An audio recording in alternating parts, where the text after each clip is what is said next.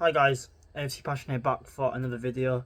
This is your Leeds United versus Preston North End preview. Leeds United kick off at home tomorrow, 12:30 Sky Sports.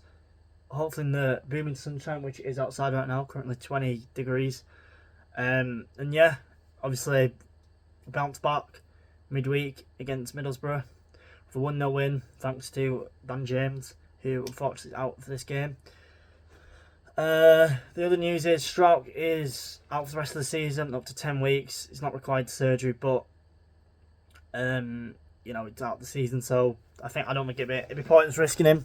For Ampadu and Roden did really well against Middlesbrough, against Iheanacho, Finazaz,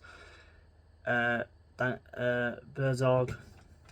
So yeah, the Welsh wall with the impressive Caudalo in the past two games, who has kept obviously a clean sheet against Middlesbrough. And Leeds playing back at home against Preston North End, 16th in the table, currently have 5 points. Sorry, they've got 5 points in their last 5 games. 16th in the table, 5 points. 6 points away from safety. So in some ways they have nothing to play for, but in other ways they do. For them to win against Leeds, it would probably I don't think it automatically secures the safety, but they're in a pretty good run if they do. Leeds need to continue winning. Sheffield losing and Burnley dropping points means that Leeds have got that advantage. Obviously, the goal difference of I think it's 11 goals difference between us and Burnley. So it's a key thing which Leeds didn't have last season against the likes of Leicester and Ipswich. One always playing catch up and never having the goal difference when staying up there. So something I've had this season. With scoring goals and with having a good goal difference, it counts the extra point with how tight it is in the automatic promotion. Nothing's claimed yet. No team has claimed going up. If the Birmingham City have got themselves back into the Championship, congratulations to them. And Southampton have come back down from the Premier League to join the season. Birmingham, in my opinion, probably will be potentially wanting to challenge with the money they've got with Tom Brady, with his money, with the big investment from America. They're going to probably look to try and get Birmingham back where they were 10 years ago, in the Premier League, winning the FA Cup against Arsenal. So yeah, anyway, back to the main game at hand. Sky Sports 12:30, like I said, which most games are. I think Bristol won's the last game of the season also on Sky Sports, and I think the Plymouth one as well, and I'm pretty sure the Oxford one. So TV coverage for Leeds means that there's not many 3 PM kickoffs. One with the demand that Leeds have for Sky Sports and with the automatic promotion races, it's a big It's a big suitor for people and it's a big demand. And Leeds need to continue that win, to continue that demand this weekend, tomorrow, with a hopefully huge 3 points. Like I said, so Pascal Strouk is out for the rest of the season. Joe Rothwell is back after Easter, so he will play the last 2 remaining games for Leeds, probably off the bench, won't see him starting. Dan James, unfortunately, did pick up a hamstring injury midweek, hence why Daniel Farke did bring him off as a precaution, and he will only be out this game. The likes of Schmidt could come in and Willie Nonto. So there's options there. Ramazani's also a potential there.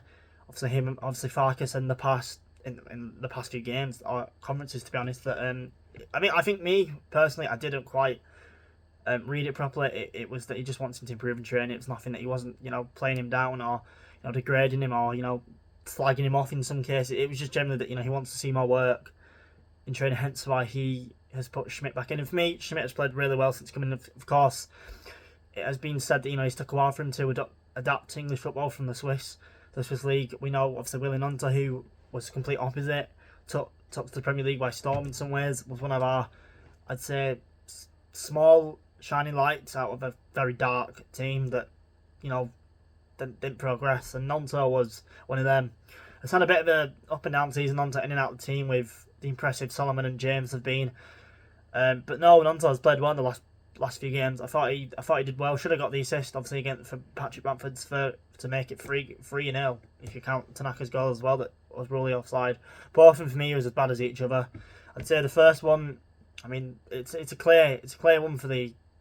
He's in line with the player as the linesman, so I don't know how he's not seen it. He's clearly seen Tanaka's in line with the defence, and has come on from an onside position. But it's what you get from the EFL. It's what you get from these officials. There's nothing DR as much as it's not the best at times, you don't have that second eye or opinion to back it up. So it's what we have to deal with. But luckily, Leeds did come up over adversity with getting the win.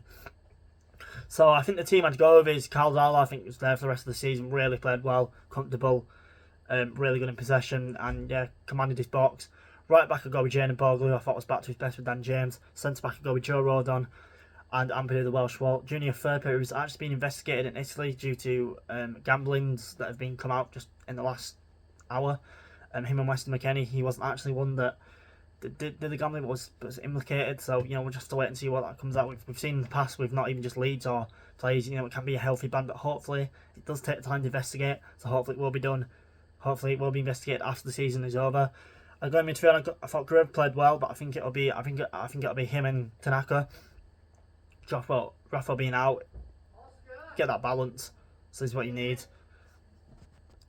You get that balance between Grove and Tanaka. I thought Grove played really well against Middlesbrough.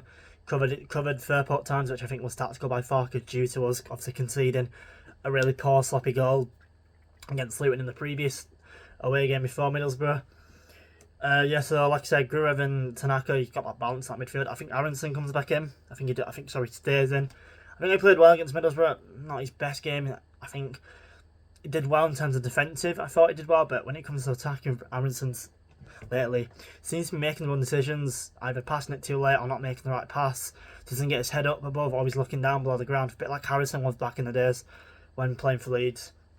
And the wings, I think I'd stick with Manor Solomon. I thought played better, I think, against Middlesbrough. Got a assist, and should have, like I said, be the third guy. Should have got a second assist with a really great cross from a corner from Tanaka, which was a great goal. But of course, like I said, the efficient in this league is awful. I'd probably go Nonto. I would. I think Schmidt will stay on the bench just because he's had a lack of minutes in terms of not playing a full half or even starting. Apart from when you come from the FA Cup, bit of a Swiss Army knife in terms of a very versatile, a bit of a Stuart Ellis like. Put him in and he can seem to do a job. Yeah, well, in Nonto, I thought he's played really well. Like I said, should have got the assist. I think he will come in for Dan James, Ramazani and Schmidt off the bench. If we are winning like 2-0, we can bring that attacking on, just the rest players, or if you need that defensive cover where we're got the tail between our backs and we're defending deep in a half. You can bring Schmidt on for that like we did against Middlesbrough. And up front, I'd probably go Joe Perreault. I think with Bamford, how he was brilliant quality, but I don't think he's ready to start yet. Not quite up to that fitness. I think with Patrick Bamford, you've kind of got to manage his minutes. He's had very, very little football over the past 2 years potentially. This season, before Middlesbrough's last game was a Blackburn in New Year. So yeah, I'd say Bamford off the bench again. If we are 1-0 up in the first half, Bamford can come on and see out the game. He played really well in terms of really battling against the three centre backs in Howson more than Joe Perreault did. I think Perreault, this could be the kind of game he needs. Not the best opposition in terms of the Championship quality, and I think Perreault maybe could find a space and get a goal. I think if you need a goal in the box, I think Perreault's your man. Of course, should have probably scored against Middlesbrough. I probably squared it to Jane Bogle, but it's one of them where we won the game. If it's not, then it's a big talking point. If we didn't win the game, so that's my team.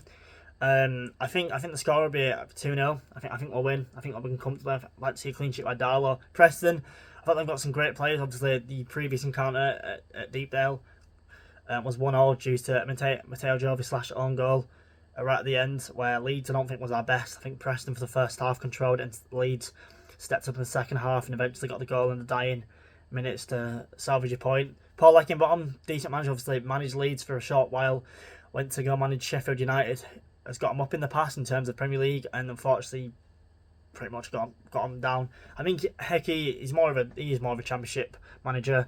He knows what he wants from his players. The likes of Will Keane, Potts, who I think is a quality player, especially at this level.